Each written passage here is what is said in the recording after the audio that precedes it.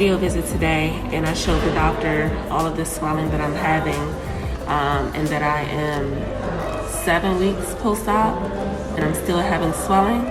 So she went ahead and she put in some lab work for me. And that lab work includes D-dimer. That's just to make sure that I don't have any blood clots in my legs. I am having some shortness of breath too, so she wants to make sure that my blood levels are okay, so she put in a complete blood count for that as well.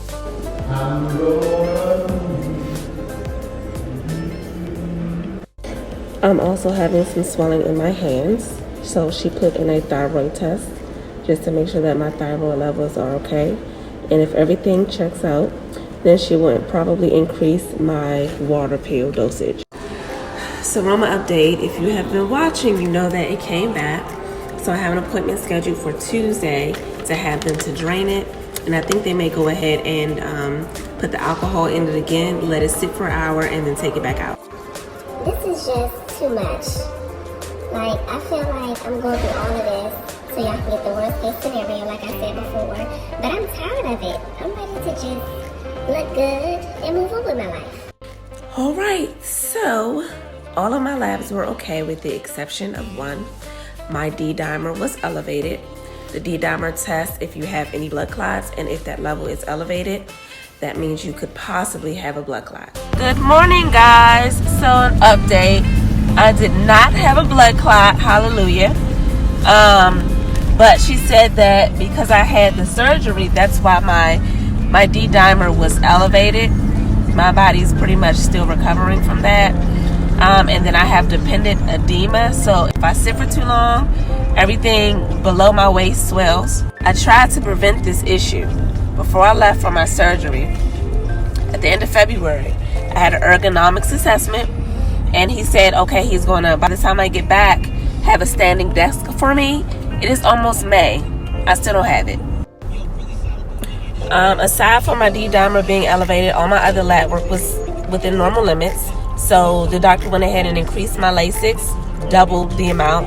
I was on 20 milligrams. Now she wants me on 40 milligrams to try to get all this fluid out of my system. She also wants for me to restrict my sodium intake. As you all know, if you eat too much salty food, that causes you to retain fluid, and I can't do that right now. So this is gonna be hard.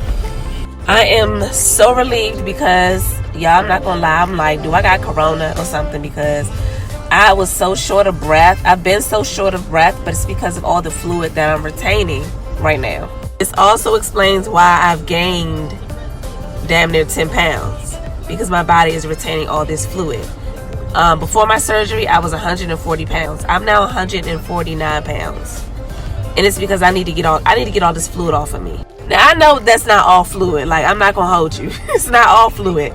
I know I've been eating crazy. So I'll say a good 5, 6, 7 pounds is fluid. I don't think all of it is fluid.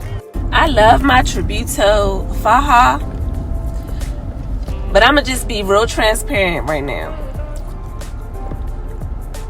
The opening to use the bathroom is small.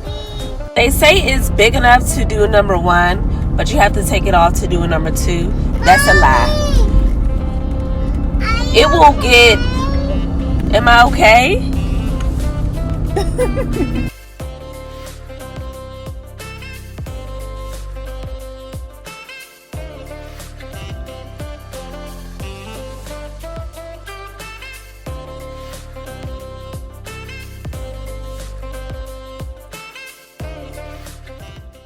What's up, beautiful people? I am getting my Seroma drained again. Look at that. All that is fluid. All this is fluid.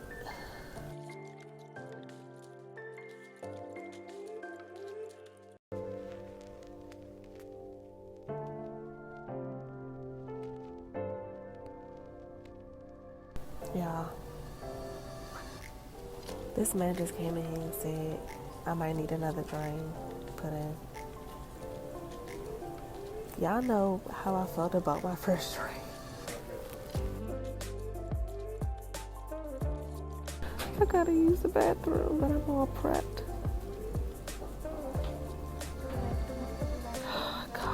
They need to come on. I didn't charge my phone last night. I got 20% left. I know.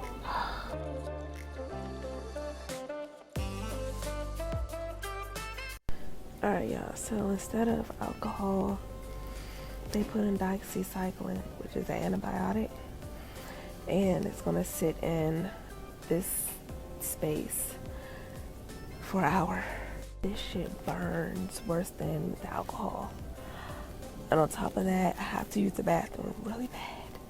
But I can't. I have to lay here for a whole hour. I don't know if I'm gonna make it. Hey guys, so I'm just now feeling better after that procedure. The burning was so bad, I was in tears, so I couldn't really record anything. But if this don't work, then I don't know what's gonna happen. I had a patient that I had to give his injection to, so I waited until I gave him his medication, and then I went home. So after he put the antibiotic where my seroma is, it started to burn really bad, and so he inserted some lidocaine into the pocket as well, but I feel like that made it burn even worse. So I had to lay on my back 15 minutes, each side 15 minutes, and then lay on my stomach for 15 minutes. The whole time it was like fire. After the procedure, I was still in a lot of pain, so he gave me 1,000 milligrams of Tylenol by mouth.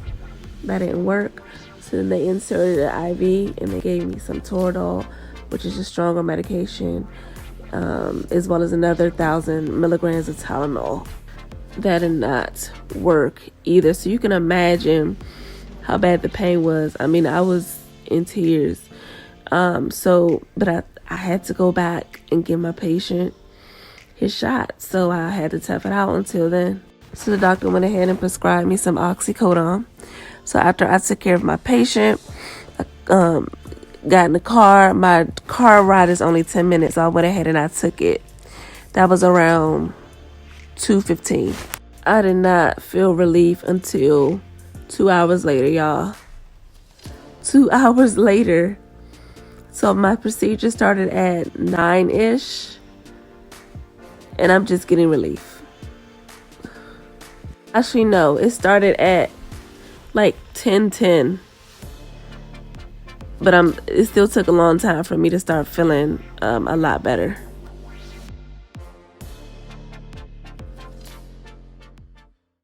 So my fob, the brown one, is too tight around my knees, so everything below that is swollen.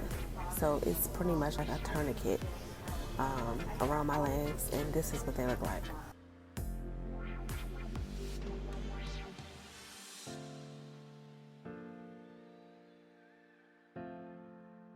Solution, I cut it.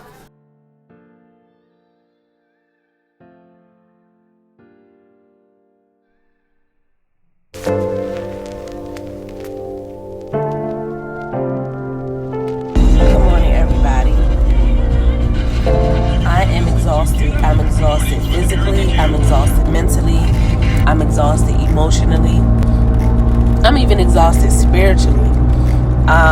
This recovery process has been hell for me, as you all know if you've been following me. Yesterday I went to take a shower, and the seroma is back.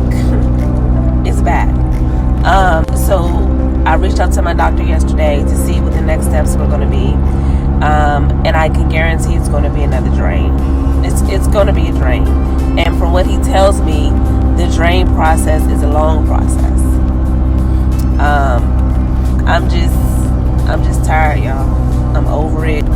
I'm ready to fully recover and enjoy my flat belly that I haven't had in 13 years. And another thing, I stepped on the scale last night, and it said 150 pounds. 150 pounds. So something's got to give. All this water weight got to go. I mean, I was just 145 pounds. Now I'm 150 pounds. That ain't. that's not normal. So that's another struggle that I'm dealing with. all the swelling and all of the water weight is just annoying. And another thing, my job still has not given me a standing desk. The standing desk request that I put in February, that was approved by the ergonomics team, and it's almost May. So you know what that means? I have to document sitting down, which increases my swelling. If you sit down for too long, it's called dependent edema. All of the weight and all the gravity makes your legs swell. And so I'm having to stand at my desk, and my computer is lower than eye level, which is not right, to document.